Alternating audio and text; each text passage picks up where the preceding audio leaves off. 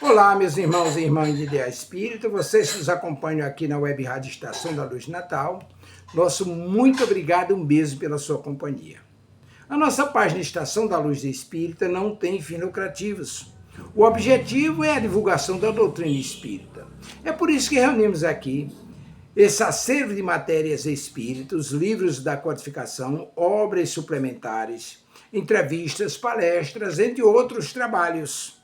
Tudo isso com o objetivo de chegar até você através dos programas das Web Rádio Cristo Consolador de São Paulo e Web Rádio Estação da Luz de Natal, para atender suas necessidades de estudo, pesquisa e lazer. Tudo isso, como dissemos, sem fins lucrativos.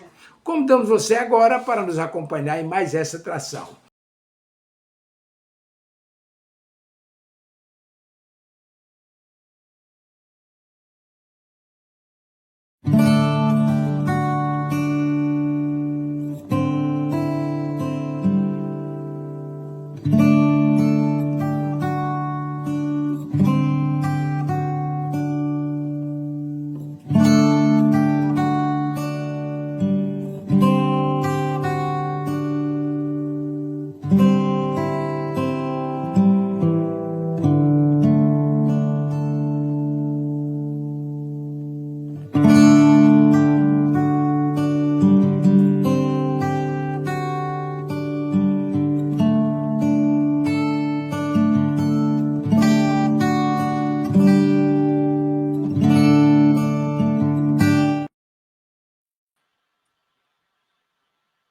Olá, meus irmãos, olá, meus amigos, sejam todos muito bem-vindos. Um dia muito especial hoje, né? Bom dia, Mauri, como está? Bom dia, Tavares, e todos os nossos amigos aí no nosso chat. Bom dia, Miriam. Bom dia a todos os amigos que estão aqui junto conosco, aproveitando-se dessa oportunidade ímpar, né, de conhecermos melhor a vida no mundo espiritual. E hoje, né, aquela pitadinha de reverência ao nosso Mestre Jesus, acalmando aqui os nossos corações, né, de todo o afã do ano inteiro, de conhecer a obra dos mensageiros, a mediunidade. E hoje vamos aqui fazer alguns comentários sobre o nosso mestre, o Mestre Jesus. É isso aí. Hoje nós vamos falar sobre os desafios humanos de Jesus, né? Nós estamos estudando a obra Os Mensageiros e hoje nós vamos dar uma pausinha pequenininha só para a gente se dedicar um pouquinho a esse que é o ômega, o beta, o gama, aquele que faz e transforma a nossa vida desde sempre, né? É considerado pela doutrina espírita o governador do nosso planeta. Bom dia a todos, sejam todos bem-vindos. Deixe seu comentário se você de onde você é, se possível, né? E as suas perguntas que a gente, se soubermos, iremos responder. Se não soubermos, iremos perguntar aos universitários, que é a própria doutrina espírita, tá bom? Mas eu gostaria de começar com uma grande pergunta. Se Jesus fosse te enviar hoje uma mensagem, ele usaria papel? Talvez ele usasse a rede social? Ou ele usaria um livro? Né? Então, esse é para o nosso mote de hoje, para a gente saber qual é esses desafios. Você é desafiado todo dia? Eu até coloquei aqui no meu pano de fundo Jesus na rede social. Não sei se você dá para perceber. Ele está na rede social. Que desafios você hoje está enfrentando e que Jesus, no seu tempo, ele já era Jesus, né? Que ele estaria aí nesse desafio, né, Amaury? Ele que chegou no planeta já como Cristo há 4 bilhões e meio de anos, né? Você imagina se ele teria alguma dificuldade e até mesmo se ele estaria consultando a internet. Mas eu achei uma bela maneira de você nos colocar diante desse mundo e como é que Jesus o viria, né? Então, ver o mundo com os olhos de quem é muito, muito mais evoluído que nós é um desafio, mas é uma forma muito intensa de nos colocar aí a caminho, né, de percorrer o bom caminho. E aí a gente tem algumas pistas, né? A espiritualidade nos dá algumas pistas que a gente necessita para a gente compreender, pelo menos no grau de evolução em que nós nos encontramos. Né? Diz Sérgio Thyssen, ele teve uma live agora esse final de semana, ele diz que um Cristo, não, pela pureza do espírito, ele não encarnaria num planeta tal qual o nosso, ainda mais naquela oportunidade. Mas é de tanto amor, e é esse amor que a gente ainda não compreende, que ele se adensa o seu perispírito para vir a dar o exemplo de humildade, de compreensão. O livro lá, A Caminho da Luz, tá? Caminho, Verdade e Vida, Emmanuel vai nos lembrar que ele é o mestre da Terra, ele não deixou nenhuma linha escrita. Então, que inteligência é essa? Ele preferiu escrever a sua doutrina nos corações humanos. Jesus convida a todos nós a sermos essa carta viva do seu evangelho. Através do quê? Dos nossos próprios exemplos de vida. Jesus, a gente vai entender ele como guia, modelo, e o homem deve vencer o mundo. Nós estamos ainda na matéria, e por estarmos na matéria, e a gente ainda está nessa luta de acordo com nos proporciona as perguntas de o Evangelho segundo o Espiritismo, nós temos a Gênese, nós temos o Livro dos Espíritos, onde essa pergunta é feita: qual o modelo e o guia mais perfeito que Deus tem dado, proporcionado à humanidade, não é isso, querido Amaury? Esse é o nosso desafio de percepção, o desafio para seguirmos, e a gente vai buscando luzes, né, na doutrina dos espíritos, que felizmente a temos. Então é Querido, por isso, pois não? desculpa, quando você terminar a sua colocação, você poderia fazer nossa prece? Certamente, Miriam. Aliás, já estamos em estado de prece, né? De alguma forma, sem pressa, estamos Isso. aqui fazendo esses comentários sobre esse irmão querido, como se nós, pela forma com que generosamente ele sempre estendeu o seu amor a nós, a gente se sente aqui à vontade para buscar essa conexão com ele. E é dessa forma que pedimos aí a sua presença entre nós, para que nos guie uma vez mais, para que nos ampare nesse afã de melhor tê-lo e havê-lo entre nós. Que assim seja. Que assim seja. Então, dessa forma, amiga, é que a gente vai aqui se atrevendo, né, entender melhor, mais profundamente a obra dele, mas é isso mesmo que ele quer, né, que a gente o tenha conosco, e uma bela maneira de a gente tê-lo conosco realmente é fazer, suscitar ali, como você bem colocou no título da nossa prosa de hoje, né, os desafios humanos, aquilo que faz profundo sentido e que a gente leva para o nosso dia a dia. É verdade. Por isso, esse tema é, além de leve, muito gostoso, mas muito responsável também, né?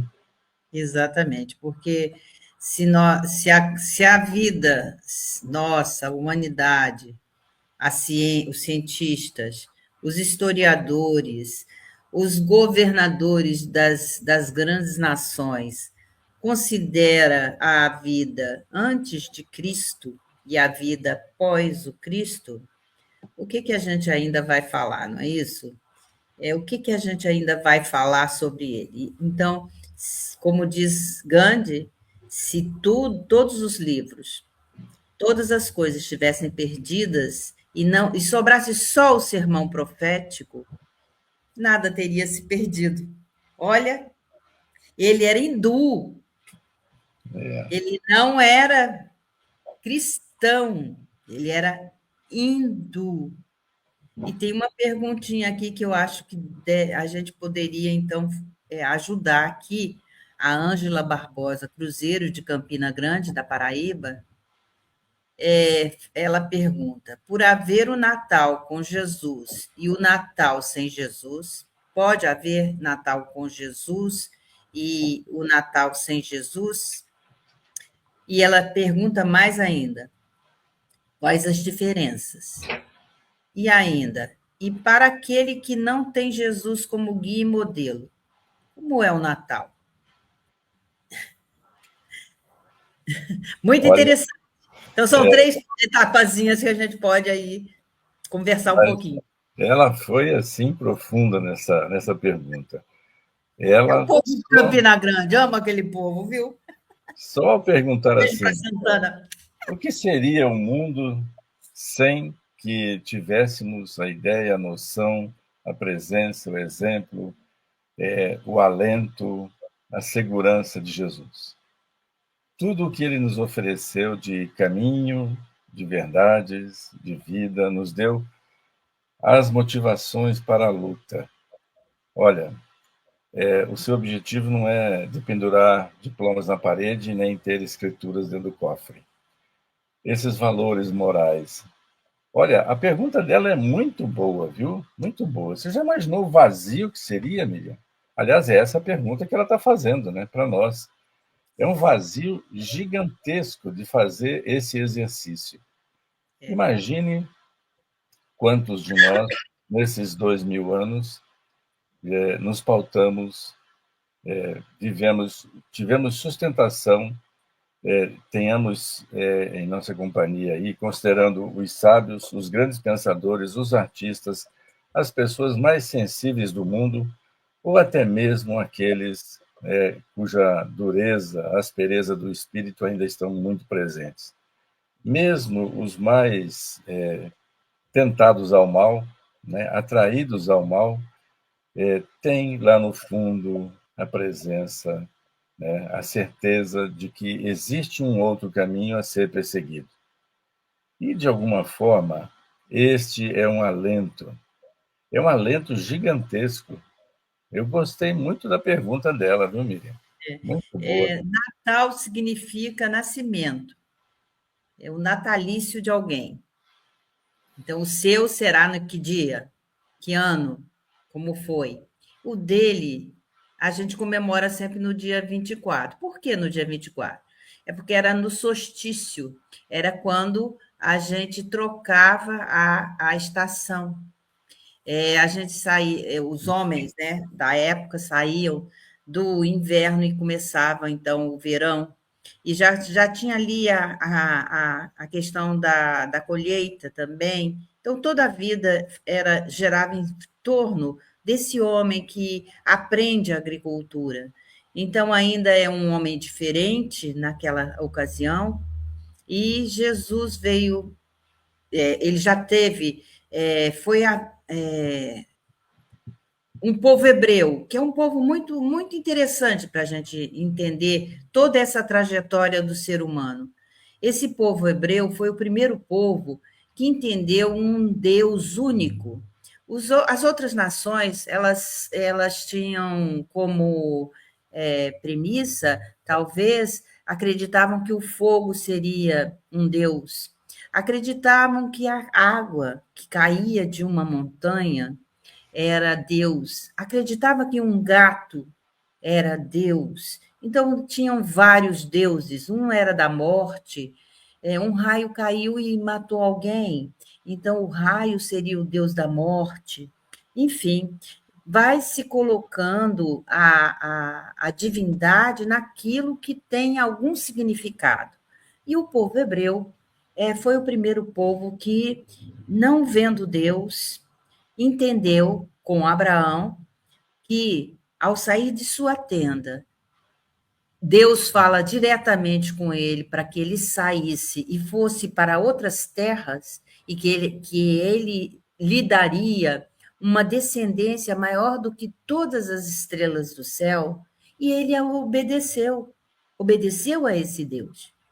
Então, como a gente acredita na reencarnação, todos nós que estamos envolvidos com o Cristo, provavelmente viemos dessas tribos, daí desses hebreus de Abraão. As nossas descendências fazem parte desse colorário de estrelas. Então, nós fomos feitos para brilhar. Mas o Evangelho segundo o Espiritismo nos fala um pouquinho sobre a realeza de Jesus. Está lá no seu capítulo 2, no item 4. Ele fala dessa realeza terrestre, no item 8 desse mesmo capítulo.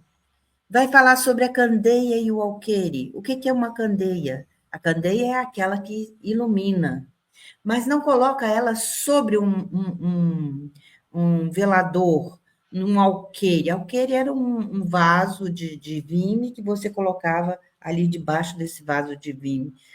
Não, essa parábola é para que você coloque a sua candeia sempre na entrada da sua porta, para que ilumine a casa toda para aquele que entre na porta. Então, por que Jesus falava em parábolas? Está lá no capítulo 24, nos itens 1 a 7.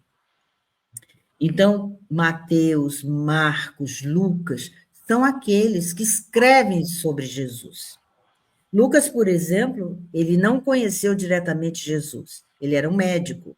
Ele andava com Paulo de Tarso. Quem foi Paulo?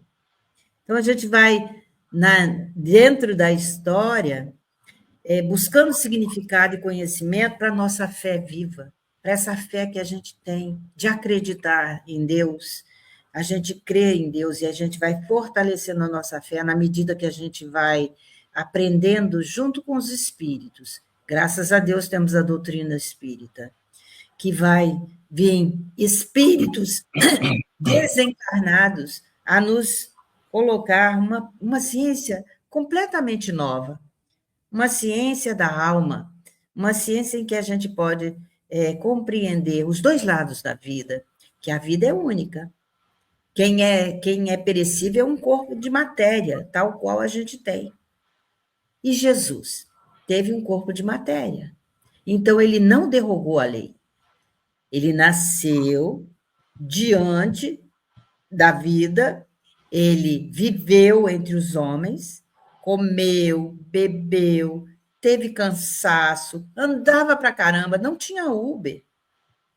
Na época dele, não tinha cavalos assim. Quem tinha cavalo era gente rica. Então, você imagine ele andando de um lugar a outro, lugares enormes, e ele foi a todas as cidades em volta daquele mar, que se chamava Mar da Galileia, mas não é um mar, é um gigantesco lago. E não se olha outro lado da margem. E ao longo desse mar da Galileia, tem várias cidades.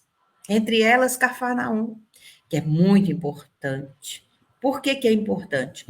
Porque as profecias diziam, antes de Jesus vir, que uma mulher, a profecia de Isaías falava, Isaías 7,14, né? Isaías foi um profeta messiânico. Então, ele falava do Messias, esse que há de vir, esse que tem a tarefa de Deus, que Deus manda ele vir para que ele possa, então, como governador do planeta, ensinar amor, ensinar compreensão, dar o seu próprio exemplo. Escreveu alguma coisa? Não, mas falou muito e impregnou todos os lugares onde foi, com o seu amor. E esse amor vibra até hoje em nós, quando a gente entende, quando a gente percebe o quão grande é essa mensagem do amor. Então, lá em Isaías fala que uma jovem mulher dará à luz a um filho e ele o chamará de Emanuel, ou seja, Deus conosco.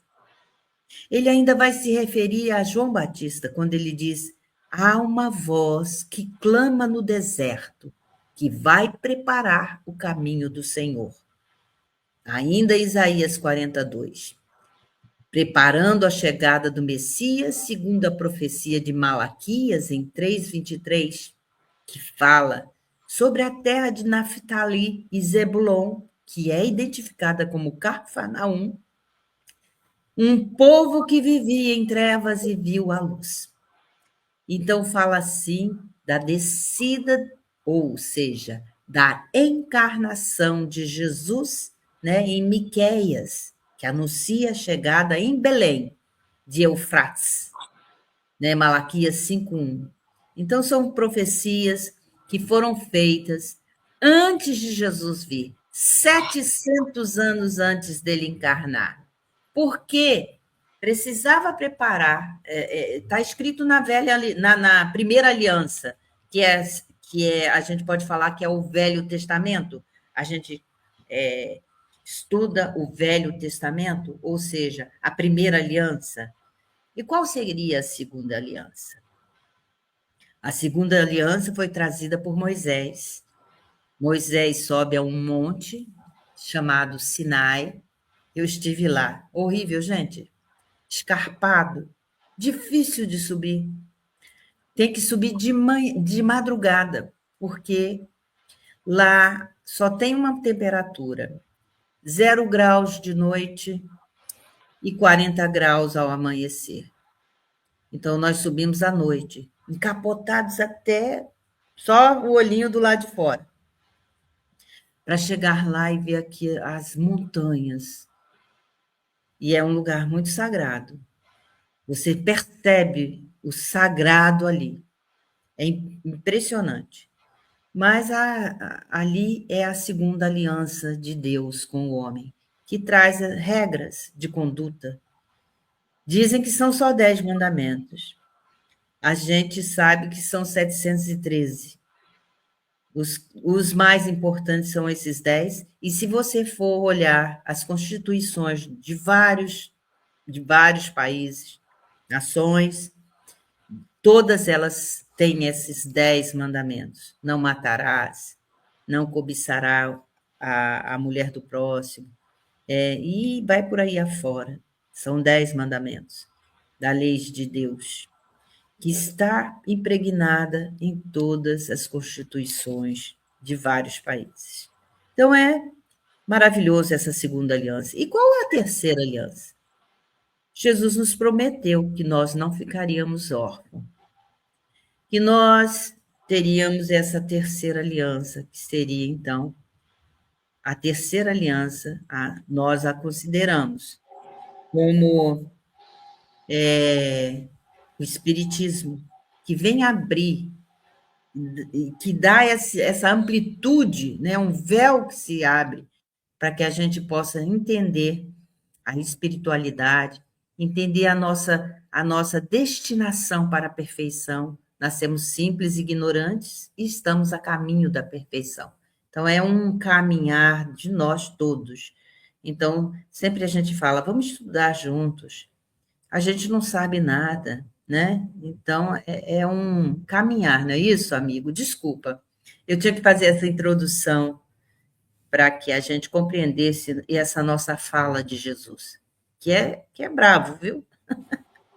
Bem-vinda sempre essa forma que você traz. Começou muito bem, lembrando lá dos Hebreus, para a gente ter um ponto de partida.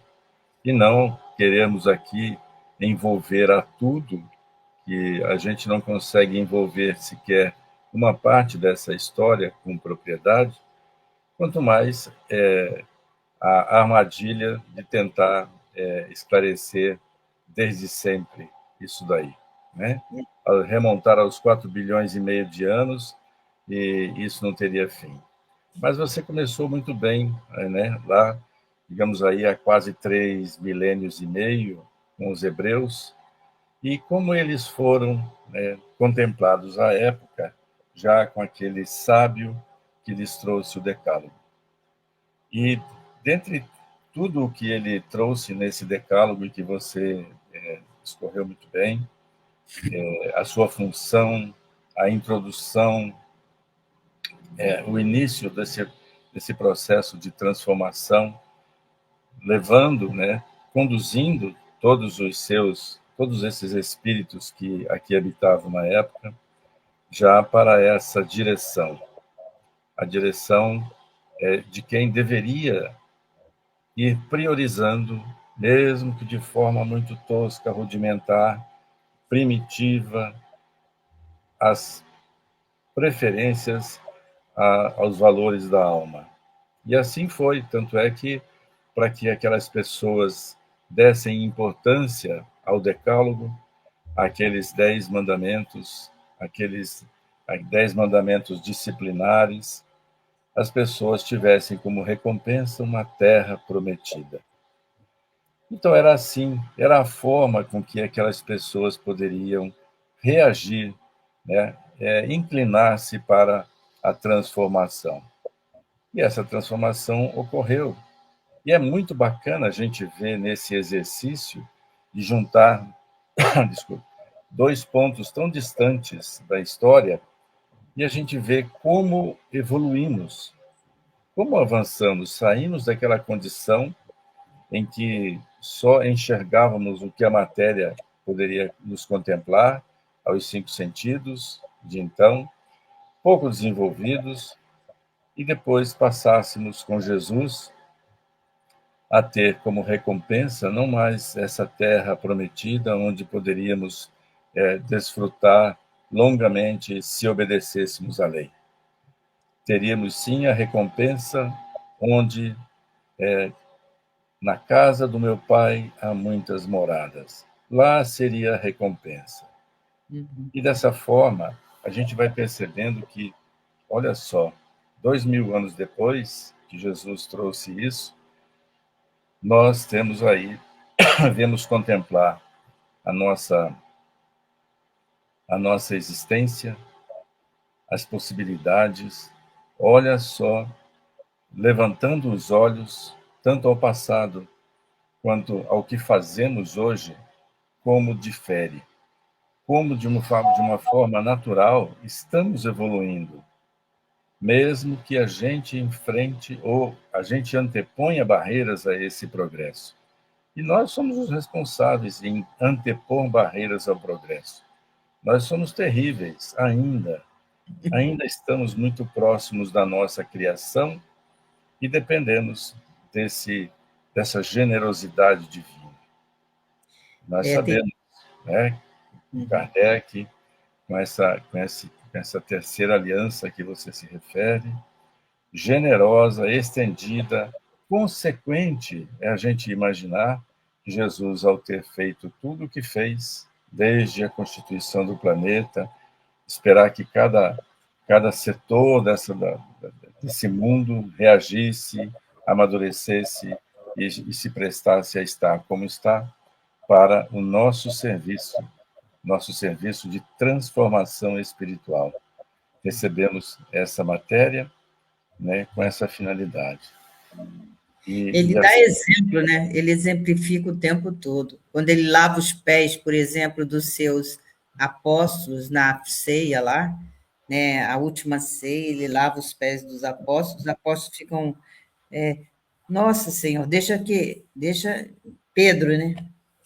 Pedro é maravilhoso, né? Porque Pedro é a própria encarnação da pessoa, né? Teimosinho, não, Senhor, eu que vou lavar seu pé. Ele falou, se você não lavar o pé, se eu não lavar o seu pé, você não terá parte comigo. Você entende que eu tenho que fazer o exemplo, que eu tenho que dar o exemplo? Não, então tá bom, Senhor. Então o Senhor lava também a cabeça, o pé, a perna, tudo. Bem, é o próprio ser humano, né? E dá a solução na hora, no ato ali. E ele lava o pé dos seus apóstolos e fala: todo aquele que for me seguir minha palavra, seguir meu exemplo, para onde você for, ser você quem serve, ser você que com humildade seja, não importa o cargo, não importa como você falou, o diploma, fica lá dentro do cofre, né? Enfim, não tem necessidade disso se você tem o conhecimento e o amor pelo próximo. E aí você vai fazer todo o bem que seja possível ser feito, né? A, Eli Filho, Caboré, Paraty, Rio de Janeiro. O nascimento de Jesus Cristo é o período natalino. E quais são suas semelhanças e diferenças? Bom, eu não entendi bem a pergunta, mas eu acredito que seja assim. Será que Jesus nasceu naquele 24 de dezembro, 25 de dezembro? Que a gente sempre comemora um pouquinho antes, né? A gente tem a ceia no dia 24 e no dia 25 a gente ganha um monte de presente, não é isso? Assim que a gente faz com as criancinhas do reino animal, né? A gente fala, ó, se você foi bonzinho, aí a gente criamos a figura do Papai Noel, né? Que é uma história de São Nicolau, que ele dava presentes para as crianças no dia 25. E essa é bonito isso, é uma história muito bacana, e essa história foi para a mídia, para o marketing, e o comércio agradece assim calorosamente, que todo mundo compra alguma coisa para alguém. Então, a gente deveria dar presente para as pessoas todo dia, mas nesse dia específico, a gente pensa na pessoa amada, querida, para dar um presente a ela, e isso é maravilhoso. Mas eu acredito que o que você está perguntando aí, Jesus nasceu naquela data? Segundo os historiadores, ele deveria ter nascido ali pelo março, final de março, começo de abril, talvez, porque o que diz que talvez ele tenha nascido naquele período é que naquela época teve um censo. E Maria e José tiveram que ir para Belém, porque eles eram da casa de Davi. E cada família, não sei se vocês conhecem a história dos judeus são 12 tribos. Jesus arranja 12 homens. Será que tinha alguma coisa a ver? A gente precisa estudar um pouco mais, a gente precisa pesquisar um pouco mais sobre as coisas, fazer um pouco mais de perguntas mesmo. E Jesus teve que ir com Maria e José até Belém, para que José fosse lá e dissesse: Olha, eu sou da casa de Davi, eu tenho um filho. E lá, na, na, algumas Bíblias dizem assim: Jessé, pai de José, Jesus, filho de Maria. É a única vez que aparece uma mulher numa escritura.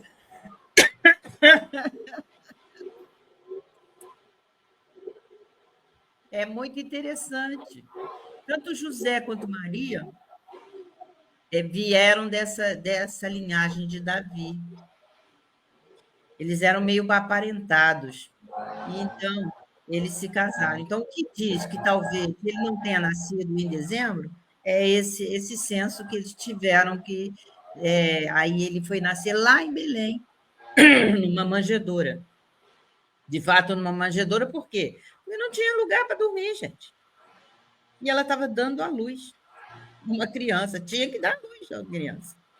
E foi muito interessante, porque os anjos dos céus tinham uma estrela maravilhosa, e tinha mesmo, era um cometa maravilhoso. E você imagina a quantidade de anjo que não estava ali querendo, torcendo, falando, vamos lá ajudar ele, porque a coisa vai ficar feia.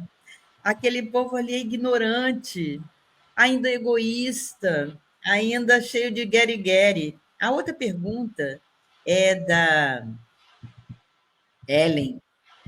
Eu, desculpa se eu falei errado o seu nome, tá? Ellen Reis, Residencial Aliança Diamantina, São Paulo. Ela diz assim: o que leva uma pessoa a ser alegre demais, vibrar muito, mudar para melhor e viver a sua vida? Nesses momentos, ela diz, nesses momentos, provavelmente esses momentos natalinos.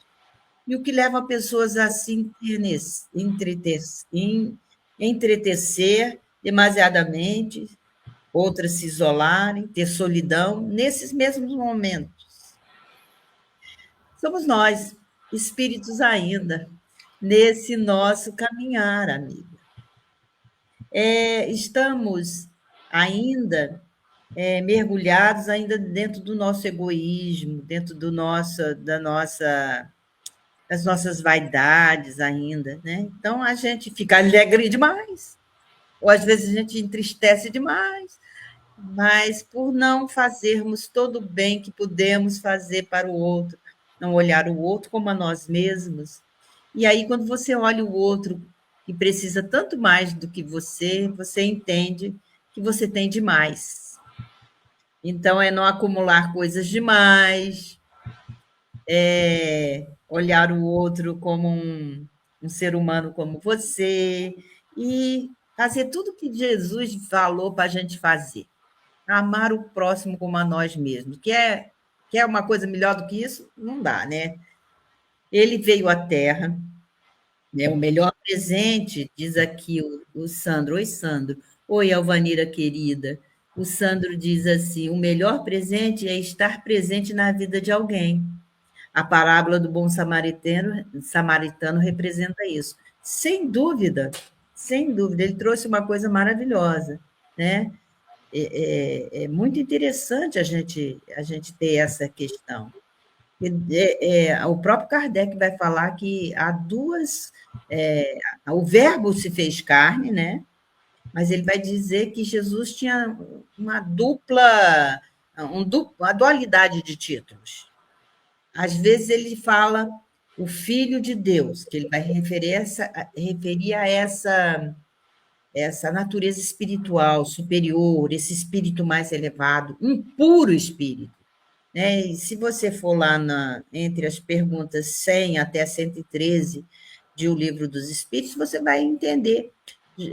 Kardec faz pergunta aos espíritos para tentar colocar uma escala, pelo menos espírita, de como é que nós somos. Nós somos da terceira ordem, amigo. Vai lá ver o que é a terceira ordem. Ainda na terceira ordem, tem, eu acho que 17 ainda reclassificações. Para o espírito puro, só tem uma única designação. Ele é puro, ele não sofre a influência da matéria. E ele, além de falar do Filho de Deus, ele fala do Filho do Homem, que vai referir, então, a essa encarnação na matéria. Jesus aceitando essa condição, as vicissitudes, vai sofrer fome, vai sofrer frio, vai andar descalço pela coisa, vai sofrer de solidão, vai sofrer de incompreensão, até entre os seus próprios pares. E ele não desiste de ninguém, nem de nenhum dos seus amigos. Ele fala: esses são os meus amigos. Né? Não é, Amaury? Você suscitou aí a escala espírita, e isso lembrando o principal exemplo de Jesus, e que, se imaginarmos por um instante só, se ele não tivesse dado o exemplo de amor, como seria o nosso planeta? Sem esse forte, gigantesco exemplo de amor, como é que nós teríamos uma bússola, uma direção, algo com que nos contemplasse a alma, toda vez que imaginássemos ternura, o desarme do espírito ante o seu próximo. Era o contrário antes. Os próximos se aproximavam e influenciavam-se, tanto quanto fossem maiores, os seus temores a oferecer. Ou seja, se você teme a mim, eu sou o vencedor, eu sou o rei, eu sou o líder. Hoje, o nosso norte certamente é outro, tanto é que você lembrou muito bem, está nas leis dos países. Então, forçosamente, o seu exemplo de luz é que nos norteia, é intenso e, de quebra, nos dá aquela noção do que é que podemos pleitear. E aí eu lembro a questão número 100, lá onde nos lembra exatamente a escala espírita, os espíritos de segunda ordem, que é o encontro com os quais nós temos marcado, darmos preferência sobremaneira aos interesses da alma, onde seremos melhores enquanto seguimos este exemplo de amor, enquanto desenvolvemos a empatia, enquanto compreendemos o nosso próximo em suas necessidades, como fez Jesus. Lembrando aqui o título da nossa prosa de hoje, que é o aspecto humano desse Jesus. E uma outra coisa que você lembrou, que foi São Nicolau e a história do Papai Noel. Vou te contar um caso aqui que mostra, aí já tentando responder ou exemplificar a resposta ao nosso irmão que perguntou sobre as datas, sobre essas fronteiras, essas marcações, né? Dizem que décadas antes de Jesus vir ao planeta, ele já se tornava, só pela sua incursão em vir se preparar para vir para cá, o planeta já experimentou décadas de paz, de diferenças nos seus comportamentos. Mais uma vez, Miriam, eu estava na cidade de Piracicaba, fui lá atender um casal de amigos que iam se casar, fui lá fazer uma oração junto com eles, num lugar muito aprazível, muito bonito, e ficava no alto de um monte, bem no alto de um monte, um local reservado para cerimônias. E eu cheguei e estava observando alguns pais extremamente preocupados, porque é muito perigoso, penhascos, e aquilo não era cercado para conter, né, digamos assim, entre aspas, os capetinhas terríveis que estavam ali se movimentando e quase querendo brincar de se jogar da de cima. E aquela apreensão danada, eu falei, poxa vida. Aí eu cheguei perto de um deles, o mais terrível, e o pai dele, logicamente, que estava ali a poucos passos, vendo e ouvindo tudo. Eu falei assim, eu preciso confessar uma coisa para você. Aqui, só entre nós, eu sou o Papai Noel. Eu falei, eu estou aqui disfarçado, porque eu quero ver se as crianças obedecem aquilo que prometeram no Natal. Mas esse é um segredo nosso, tá? Você me ajuda a olhar as outras crianças para ver se elas estão obedecendo. E fiz assim uma cena de como se fosse um grande espião. Eu falei, estou disfarçado, eu tirei meu cabelo e você está vendo que a minha barriga é a minha barriga de sempre, né? Essa não deu para disfarçar. Olha, a cerimônia, né, a festividade terminou lá pela meia-noite. Tinham 5 crianças, todas elas sentadas à mesa, me filmando de longe, me cuidando. Todas da mesma idade. E eu discretamente, como quem estivesse fazendo às escondidas, fazia assim um sinal de positivo, assim, bem disfarçadamente, para dizer, olha, está tudo certo com vocês. A gente vive exemplos, né, Miriam? Então, viva... Foi ótimo, viu? Eu imagino. Você imagina a cena. Eu falei, vale tudo para se Nossa, inscrever se eu não nesse ficar mercado. bonzinho, não vou ganhar nada de Papai Noel. Que Mas beleza. a gente depende desses exemplos, de sermos arrastados por eles, né? Lógico, é muito singela e não tem nada a ver, né, com a grandeza do exemplo. Mas é assim que a gente tem se encaminhado enquanto civilização para o crescimento. É difícil imaginar um planeta, né, tanto para frente, imaginarmos assim, o que seria de nós se não tivéssemos a perseguir a conquista dessa empatia? É, Eu tenho que compreender o meu próximo para que eu desenvolva essa empatia, esse amor por ele, pelas coisas dele, pelas limitações dele. E se é, olharmos para trás, o que teria sido de nós se não tivéssemos esse norte? É um norte muito intenso, muito profundo, né? Aqui é esse a que Jesus nos suscitou sempre. é. E a gente sabe que conquistar isso, né, conversando diariamente com a pessoa do espelho, é a nossa tarefa. São esses tais pequenos esforços. E a gente começa a entender que é possível. É possível porque já temos um histórico. A gente vê que o planeta Terra recebeu presentes de tempos em tempos, e quando Jesus veio, deu essa imensa inflexão na direção correta. É verdade. Né? O exemplo dele continua nos arrastando e arrastam O até tipo os mais terríveis, as mais terríveis das pessoas, os mais cruéis governantes, todos sabem que podem até não sê-lo, mas têm que fazer o discurso que lhes vem ao coração. Têm que fazer o discurso que o seu povo exige, né?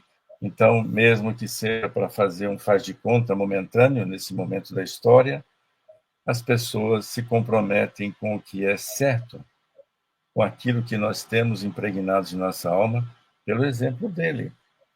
Agora, com relação às datas, né, é, vamos pedir ao nosso amigo aí, isso não tem a menor importância, né? nenhum. A gente Importante. quer trazer Jesus para as nossas fragilidades, né? A gente quer diminuir Jesus para que ele fique assim bem solidário que a gente é, né? Diante das nossas imperfeições. Mas eu acho que o grande desafio humano de Jesus, porque ele transformou a água em vinho, ele curou cegos, ele ressuscitou, por exemplo, ele viu passando um cortejo fúnebre do filho da viúva de Naim, e ele ficou condoído com a dor daquela mãe. E ele chega no féretro, ele percebeu que o espírito ainda estava ali, e ele pede a esse espírito que retorne. E ele retorna. Os cientistas falam, deve ter sido um caso de catalepsia. Pode até ter sido. Lázaro, por exemplo, já fazia 3 dias que ele estava dentro da tumba. Então, e ele fala, Lázaro, acorda, vem para fora. Porque você tem que dar o exemplo, ele nasceu para aquilo. Você veio para dar o exemplo de que tudo é permitido por Deus, tudo acontece se Deus permitir. Até ele falava isso. Ele falava, só consigo fazer. Por que não curou todo mundo? Porque ele falou, só consigo fazer se for permitido por Deus. Então, eu acho que o grande desafio humano de Jesus foi amar aqueles que ainda não sabiam amar. Ele provou que a perfeição não é a ausência da dificuldade, mas uma vitória sobre essa dificuldade. Cada cura que ele realizou não foi apenas um fenômeno físico, mas um ato de escrever em cada pessoa esperança, fé, onde havia muita dor. E ainda continuamos com dor, mas as suas palavras nos anima, nos dá gás para ir para frente. Então, às vezes, a gente acha que, não, Isso aí é só história de carochinha. Vamos permanecer nas palavras de Jesus? Ou ainda vamos continuar sendo aqueles teimosos que não queremos nos melhorar? Ah, eu sou assim, vou viver assim. Complexo de Gabriela. Lembra da música da Gabriela? Então é complexo de Gabriela. Eu sou assim, viver assim. Né? Então, o que Jesus faria? A gente tem que perguntar sempre. Sermos cartas vivas do Evangelho, como tem uma reflexão muito boa do Arthur Valadares, que é um convite a permanecermos nas palavras de Jesus. Nós somos cartas vivas dele, hoje, ainda? Ou estamos sendo uma mensagem de paz? Ou ainda borrão, intolerante? Né? A gente só vê o que a gente é, né? Então, as leis morais, ele veio trazer esse conhecimento de leis morais, né? Ele resume a caridade, ele resume a humildade, é todo aquele bem que a gente pode fazer, né? A mensagem essencial que ele fala é que é fora da caridade é que não há salvação, que Kardec vai trazer dos exemplos de Jesus essa frase. Então, o que é a caridade, afinal de contas? É dar esmola apenas? Jesus deu esmola para alguém? Ele teve pena, piedade, ele se colocou no lugar do outro. Por isso, amar o outro como a nós mesmos. Tem um jargãozinho que a gente faz lá na evangelização, quando vai ensinar as crianças, chama-se BIP. Benevolência para todos é o B. O I, indulgência para as imperfeições alheias. E o P, perdão das ofensas. Ele mesmo, Jesus, fala que não devíamos só perdoar uma vez, mas 70 vezes 7 cada imperfeição do outro, porque somos todos imperfeitos ainda. Então, é aí que a doutrina espírita se encontra com a doutrina de Jesus. Exatamente nesse ponto aí, né? Então, Jesus e as leis morais, ele vem para falar que elas existem, e elas são leis naturais e que elas têm muita importância. Ele mesmo fala, a felicidade pode ser ainda desse mundo. Brilhe em você a sua luz, que você seja luz sempre, aonde você estiver. Jesus é modelo guia, é roteiro de vida. Então, conhecendo esse caminho de felicidade que ele traz. E, essencialmente, está no Evangelho. Então, aí ele está fazendo esse alerta para a gente. Ele vem dar o exemplo. Ele viveu entre nós, comeu, bebeu, teve cansaço, deve ter tido dias de solidão, deve ter tido dias de tristeza, deve ter tido dias de alegria. Ele foi à festa, ele dançou com seus amigos. Mas o que os homens falaram para ele? Ele fez milagre no sábado. E sábado, para o judeu, não pode fazer nada, não pode nem esquentar a água. Tinha que guardar o sábado. E Jesus vai lá e faz milagre, bem em frente à porta dos anciões lá do templo. Jesus era abusado, né? Abusado. Foi lá cutucar a fera com a vara curta, como diria minha avó. Olha, já que nós estamos falando dos aspectos humanos de Jesus, né, de como ele se submeteu à encarnação, a uma condição de que fosse possível que nós o víssemos em seus exemplos, não podemos esquecer do aspecto obsessão. Jesus sofreu assédio? Lógico que sofreu assédio. Mas é muito maior hoje e muito mais perigosa, né? Essa obsessão coletiva, essas buscas dessas legiões que vêm de forma como se for uma nuvem, um turbilhão gigantesco, querer desconstituir ou dar rumos diferentes à humanidade. tenhamos certeza, isso não vai acontecer. Isso não vai acontecer exatamente por conta do exemplo de Jesus. Este sobrevive, e não a essas tentativas vãs, passageiras, que tendem a nos afastar desse verdadeiro norte. A lembrança de todas as suas obras, de todos os seus feitos, daqueles que o pré-anunciaram, daqueles que buscaram exemplificá-lo, daqueles que estiveram na cruz ao lado dele, onde ele exemplarmente, né, como em tudo, fez a inflexão, fez mudar o caminho na força do seu exemplo. Então, a compreensão de que todos esses processos obsessivos a que estamos sujeitos, nós teremos condições de ficar livres desses processos obsessivos? Temos, né? A força do pensamento, a força do exemplo que também precisamos dar. Não diz Jesus lá nos ressignificando o honrai vosso pai e a vossa mãe, que isso era indispensável, exatamente ressignificando, enquanto o prêmio nós o receberíamos na eternidade, né? Na casa de seu pai, onde tem muitas moradas. Então, O lembrando, Sandro, né? Quando é que vamos tirar vamos tirar Jesus da Jesus cruz? da cruz. Olha, nós vamos retirá-lo dessa forma, para e passo com o nosso esforço, com o nosso empenho em vencermos as nossas imperfeições. Ele veio só para isso. E está muito claro que o exemplo que ele deu ecoa e nós ainda não o compreendemos na sua plenitude.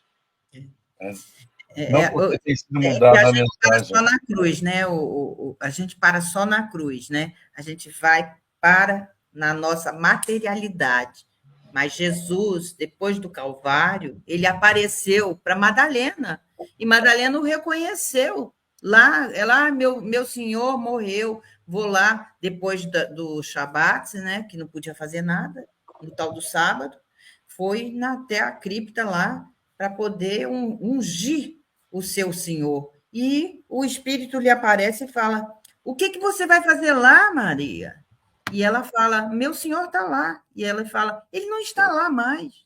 E aí ela o reconhece e ela vai em direção a ele e fala: calma, eu ainda não subi até a casa do meu pai. O que Jesus fez nesses 3 dias? Vai ali.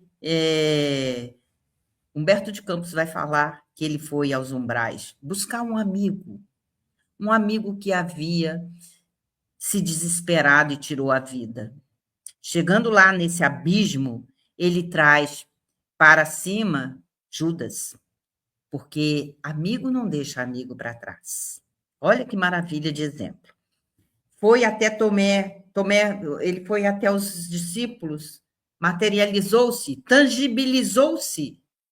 Então, a tangibilidade, a doutrina espírita explica, há espíritos que se materializam, e a gente pouco estuda sobre isso. Ele mostra chagas para Tomé. Pode tocar, Tomé. Agora você pode tocar. E ele toca, dando exemplo da imortalidade da vida. Que tipo de corpo ele ali estava se apresentando? Ele moldou o seu próprio perispírito para fazer isso. É o triunfo sobre a morte. É a lição que ele vai dar para cada um de nós. Não era material, mas ele estava ali. Então, finalmente, só para a gente terminar, Jesus é modelo que deve ser copiado, guia que deve ser seguido, e o convite final é para a nossa reforma íntima, que possamos morrer para o velho, para o egoísmo, e a gente renascer nessa mensagem clara de fraternidade que ele trouxe, que é uma mensagem pura, bacana, espetacular para cada um de nós. Estudar um pouco mais sobre o corpo fluídico, sobre o corpo de carne, que Kardec faz muito bem na Gênese, né? Então, na estrada de Emaús, isso aí, na estrada de Emaús também, ele aparece para os seus discípulos que estão chorosos, mas eles só vão reconhecer ele na hora que ele parte o pão e dá a eles o pão. Então, que horas que você vai reconhecer Jesus na sua vida? Né? Então, eu termino aqui agradecendo demais a todos, né? É uma passagem maravilhosa mesmo, Sandra. E deixo aí para o Amaury dar suas considerações finais e, se puder, fazer a nossa prece. A honra da prece final hoje é para você. Hoje eu vou fazer simplesmente aquela colocação final quando Jesus, né, estendia, quando ele chegava no ambiente, que a paz divina esteja com todos. Então, que essa paz inconfundível que Jesus estendia, ela possa estar conosco o tempo todo. Muitas bênçãos a todos, boas festas e aproveitem a família, aproveitem a oportunidade para reflexionar Jesus. Então, vamos lá. Amado Mestre Jesus, guia modelo das nossas almas, agradecemos o teu sacrifício de amor e por teu exemplo de humildade. Pedimos, porque pedintes ainda somos, que nos ajude a enfrentar os nossos próprios desafios diários, com essa mesma coragem com que enfrentaste a todos os teus desafios. Que as nossas mãos sejam extensão do teu auxílio, que nossas palavras levem o teu consolo e que nossas vidas sejam, enfim, essas cartas vivas que levam a tua luz aos cantos mais escuros do mundo. Fica conosco, Senhor, hoje e sempre, e que assim seja. Boas festas, Feliz Natal para todos. Jesus nasça em seu coração. Que assim seja, graças a Deus.